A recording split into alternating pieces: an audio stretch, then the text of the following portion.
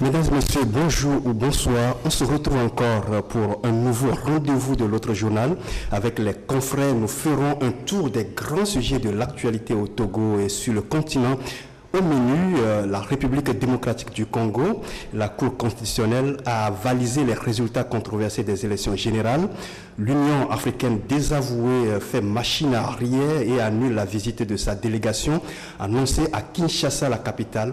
Les crises politiques en Afrique et le jeu des puissances étrangères. Nous en parlerons avec Ferdinand Ike, il est le directeur de publication du journal Alternative. Isidore Kouronou, il est le rédacteur en chef. C'est ensemble que nous évoquerons également l'assassinat du confrère Ahmed Hussein Soual, un journaliste ghanéen d'investigation. Ici et ailleurs, l'émotion et l'indignation s'entremêlent. Autre sujet qui nous intéresse, le Togo, l'actualité sociopolitique, surtout avec le jeu de ping-pong entre la nouvelle Assemblée nationale et la Cour constitutionnelle. Joutant finalement de la comédie, les confrères sur ce plateau donneront leur avis sur la question. Et pendant que la coalition de l'opposition tente de remobiliser ses militants à résister aux forces du pouvoir, a nié une réunion du PNP, le Parti national panafricain, a été reprimée sans ménage. Que consommons-nous? Une tentative de débarquement d'une cargaison de riz de qualité douteuse enfle la polémique. Nous en parlerons aussi. Et c'est avec vous. Bonsoir Ferdinand. Bonsoir Claver, bonsoir à tous les lecteurs et ceux qui nous suivent sur la chaîne YouTube. Vous allez bien? Ça va. Gidon, merci d'être là. Oui, bonjour à tout le monde, surtout aux internautes. Au Ghana et dans le monde, l'émotion est sans frontières. On s'indigne, on condamne le crime crapuleux dans la capitale ghanéenne, Accra. Le confrère Ahmed a été froidement assassiné par des individus non encore identifiés. Isidore, ça touche, ça affecte, finalement ça révolte. Oui, c'est avec une grande tristesse que nous avons appris l'assassinat de notre confrère Ahmed la semaine dernière au Ghana. Et c'est vraiment déplorable qu'on fauche comme ça des journalistes qui sont en train de faire leur travail. On voit aujourd'hui que le journalisme d'investigation devient de plus en plus dangereux sur le continent africain surtout. Le journaliste... On ne se bat pas contre quelqu'un, contre une personnalité, c'est contre un système. Mais il s'est fait que ce sont des individus qui animent ce système-là. Et quand le journaliste se lève pour dénoncer cela, pour barrer la route à tout cela, on s'en prend aux journalistes, c'est vraiment regrettable.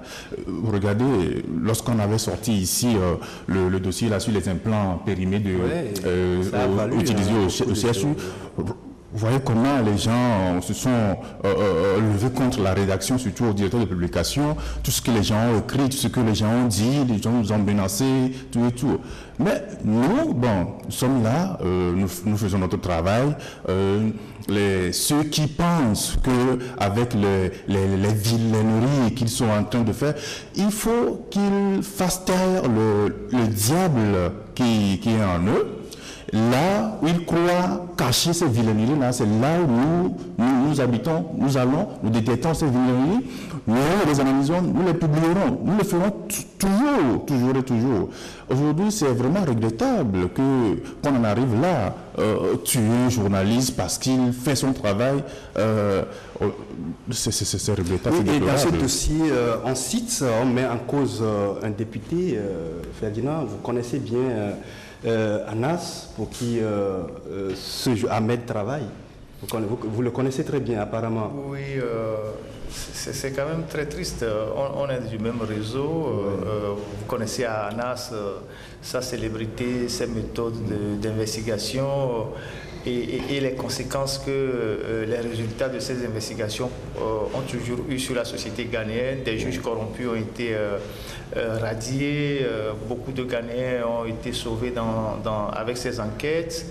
Et la dernière, c'était en juin dernier avec la corruption dans le football. Ils ont réussi à sortir un gros dossier où une cinquantaine d'arbitres ont été sanctionnés et puis le président de la Fédération ghanéenne de football est tombé. Et l'assassinat de ce confrère-là, c'est un crime crapuleux que nous condamnons et tout notre réseau était sous le choc. Mais c'est un acte qui vient nous rappeler combien de fois le journalisme d'investigation est très dangereux.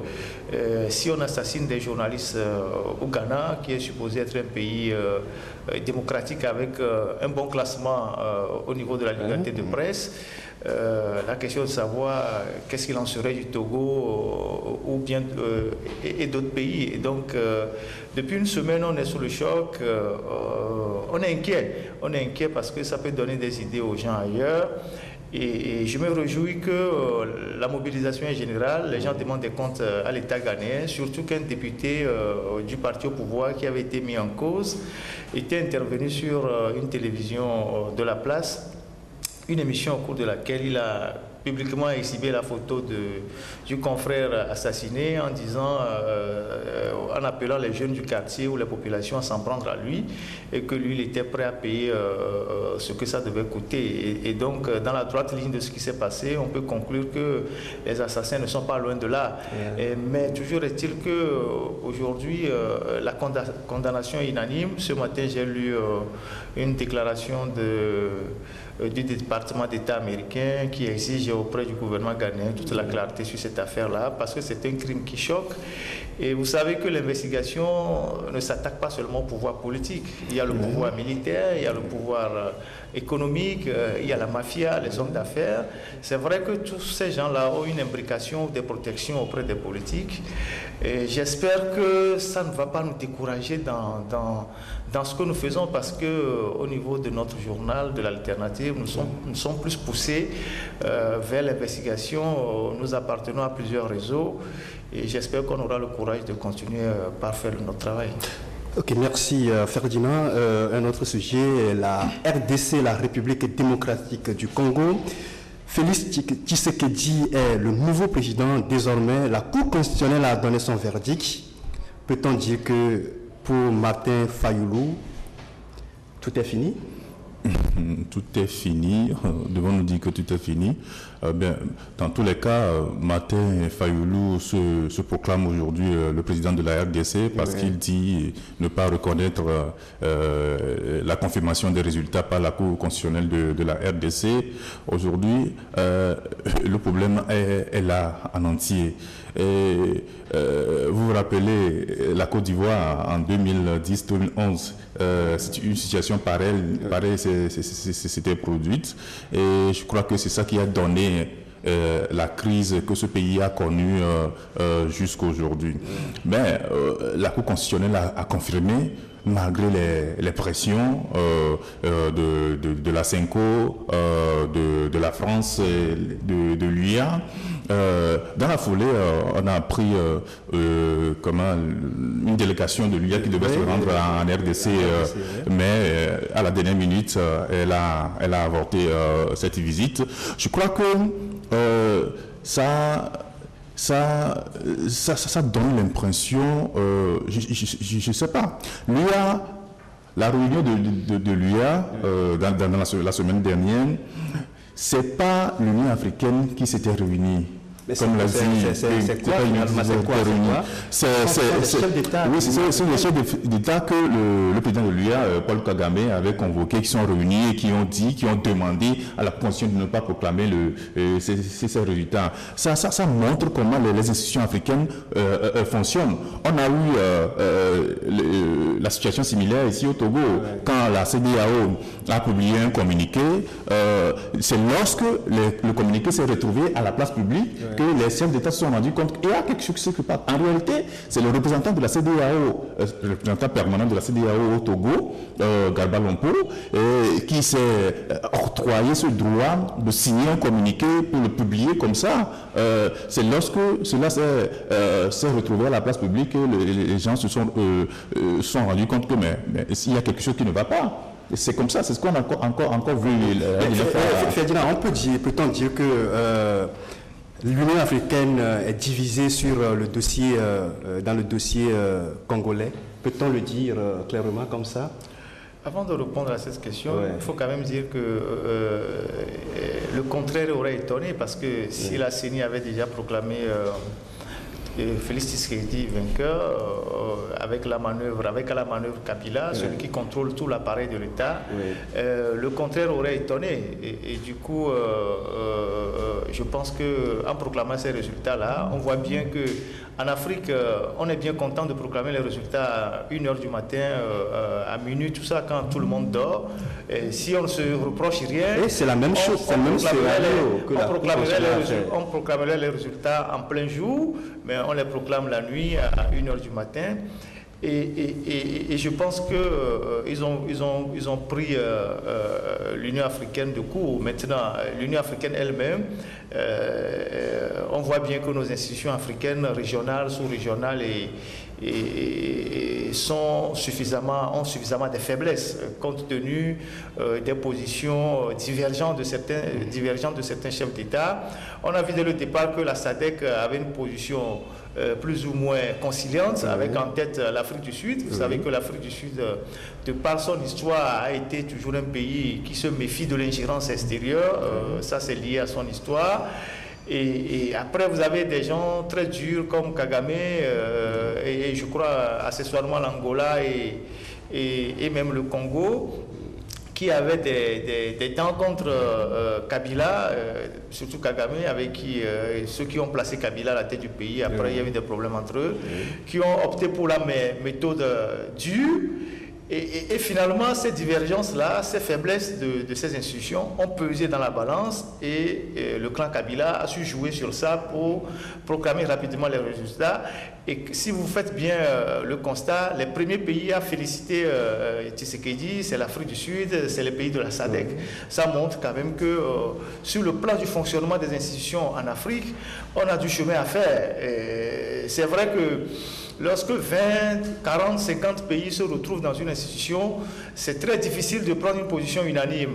Mais encore faut-il que certains chefs d'État ou la plupart des chefs d'État soient démocratiquement élus. Parce que si vous prenez l'Union africaine, la plupart de ces chefs d'État qui dirigent aujourd'hui, qui sont aujourd'hui membres de cette institution, à peine une dizaine sont véritablement élus dans leur pays. Et donc, des gens ne veulent pas que la situation du Congo se répète chez eux. Donc, ils ne veulent pas créer une jurisprudence qu'on pourrait utiliser demain contre eux. Du coup, ils ont sacrifié les principes et même les dispositions de la charte de l'Union africaine, ils en ont fait fi pour fermer les yeux sur ce qui s'est passé au Congo. Maintenant, le plus dur commence parce que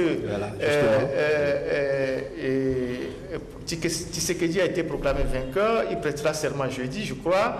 Fayoulou Contès, lui aussi s'autoproclame chef d'État, président de la République. Le Congo est déjà un pays dans une situation terrible. Il y a eu des affrontements interethniques depuis quelques jours au Congo qui ont fait plus de 980 morts. Personne n'en parle. Des affrontements ethniques, ça n'a rien à voir avec la politique, mais c'est des affrontements ethniques. Et ce pays est totalement en lambeaux. Maintenant, s'il faut en rajouter la crise politique avec les acteurs que vous connaissez déjà et qui sont des gens qui ont derrière eux des puissances, je pense qu'on n'est pas sorti, pas uniquement la France. Les gens font trop de fixation sur la France. Vous avez dans ce pays la Russie, la Chine, les États-Unis, la Belgique, tous les pays sont là-bas qui font des dégâts. Je pense même que les Français doivent être les sous-représentés. Les Chinois aujourd'hui contrôlent beaucoup de mines au Congo, les Israéliens de même. Et donc, je pense que à cette allure-là, on n'est pas sorti de l'auberge. Isidore, que reste-t-il à faire?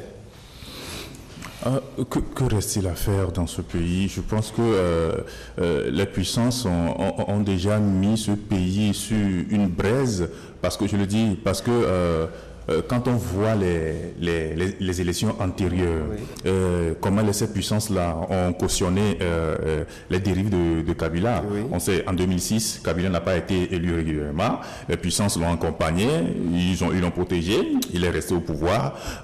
En 2011, pareil, il est resté au pouvoir. Après les élections contestées, il est encore également resté au pouvoir. Aujourd'hui, je pense que c'est vraiment, je sais pas, une déculottée qu'on fait à cette puissance-là.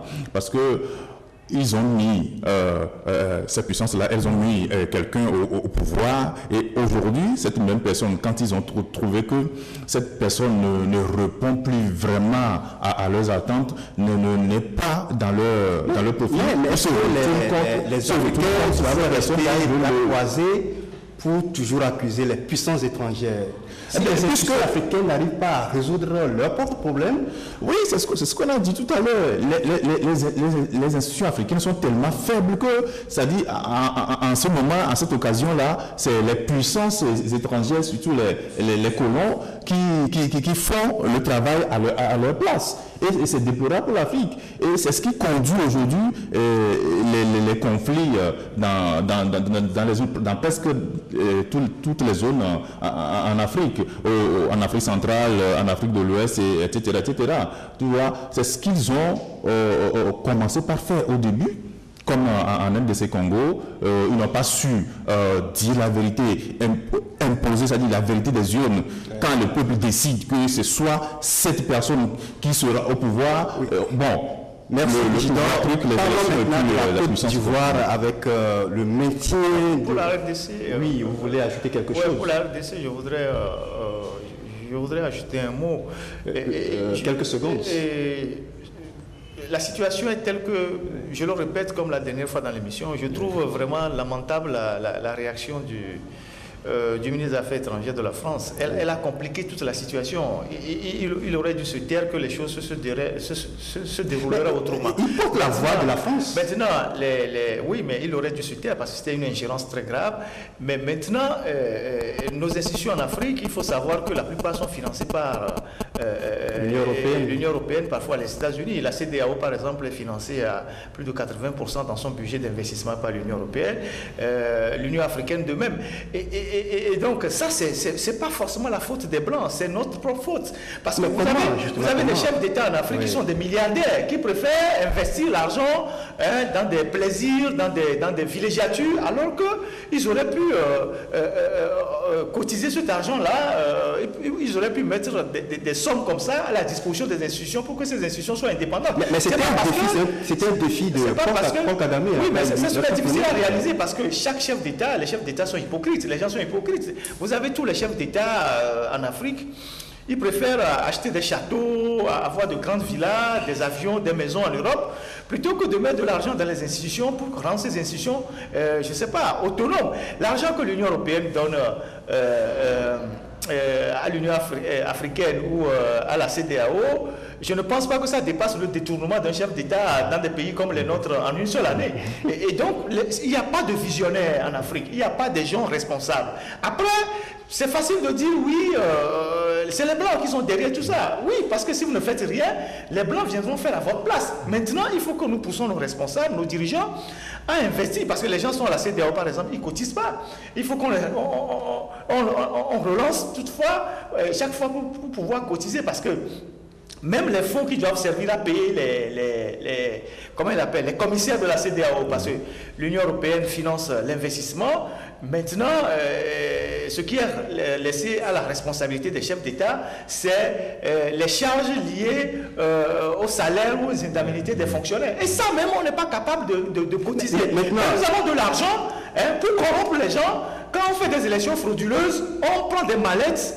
On se promène dans le monde entier, on donne 3 millions d'euros ici, 2 millions d'euros par là, pour corrompre les gens, dans le seul but de rester au pouvoir. Mais on n'a pas d'argent pour financer les institutions régionales ou supranationales, régionales ou africaines, panafricaines, pour pouvoir avoir une autonomie vis-à-vis de ce que nous appelons les colons. Mais comme le monde, nous ne vivons pas dans un monde en autarcie, si nous ne faisons rien, les autres viendront chez nous. Oui, maintenant, comment faire pour construire une opinion forte en Afrique, pour faire la pression sur nos dirigeants? Oui, ça... Parce qu'on a du mal à le faire. Oui, ça revient au peuple. Hein. On parle de la société civile dans les pays. Quand on voit dans certains pays, il y a la société civile qui est très forte dans certains pays. Par contre, dans d'autres, bon, ça, on ne fait rien. Ouais. Oui, je pense que on passe tout le temps à nous plaindre Mais on pousse des jérémiades. Oui, on accuse les autres, mais nous-mêmes, on ne fait rien. Et regarde un peu, quand il y a des événements, on dit oui, c'est les médias occidentaux qui relaient premièrement, donc c'est des menteurs. On dit il y a France 24, il y a CNN, il y a RFI. Alors que chez nous, nous fermons les médias. C'est-à-dire que dès qu'un chef d'État ou un individu n'est pas content, on ferme un média. Mais comment est-ce que vous voulez concurrencer les autres si vous ne laissez pas éclore dans vos pays des médias puissants, une société civile puissante pour porter les voix des populations? Alors après, c'est trop facile d'accuser les autres, de dire que France 24 nous bassine les oreilles, CNN nous bassine les oreilles, alors que chez nous, nous faisons tout pour mettre les médias sous éteignoir. Voilà le dilemme dans lequel nous sommes. Si nous n'avons pas des médias puissants pour relayer l'information telle que nous la voulons en Afrique, les autres vont relayer l'information telle qu'ils la veulent pour nous. C'est comme l'histoire du chasseur et de celui qui écrit l'histoire de la chasse. C'est comme ça. Je suis désolé de le dire. Ferdinand, Isidore, merci Isidore. Ferdinand, merci. Qu'est-ce que nous faisons? Je crois que c'est la fin de la première partie. On marque une pause et on se retrouve dans la seconde partie.